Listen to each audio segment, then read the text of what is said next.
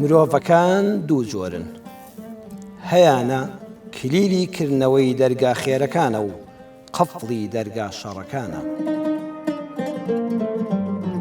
مرۆڤیش هەیە قەفڵی دەرگای خێرەکانە و کلیلی کردنەوەی دەرگای شەڕەکانە. تۆی باوەڕدار، تۆی ڕۆشنبیر، تۆی دڵسۆزی دنیا و قیامەتی خۆت و خەڵکی، هەمیشە کلیلی کردنەوەی دەرگای خێر بە و قفڵی دەرگای خراپە بە.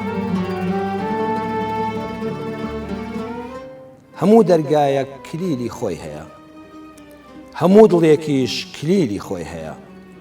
تاوانە دەرگاشکاندن، تاوانە دڵشکاندن.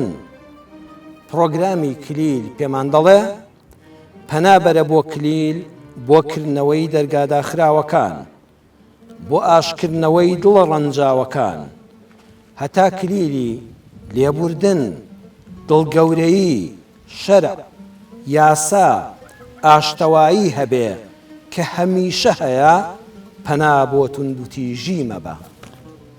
بۆ ئەوەی هەمومان بە ئاسوودەیی بژین، بە ئاشتی بژین، خۆشەویستی و ڕێز سیمای کۆمەڵگاکەمان بێ.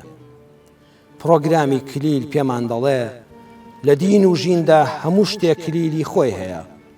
پەرستشەکان، ڕزق و ڕۆزی، شیفای نەخۆشی، گەیشتن بە دڵخواز، ئاشتی ناوخێزان، بەدەستهێنانی ماف، بۆ هەر یەکەیان بە کلیلی خۆی بیکەوە و نەکلیل بشکێنە نەدەرگا.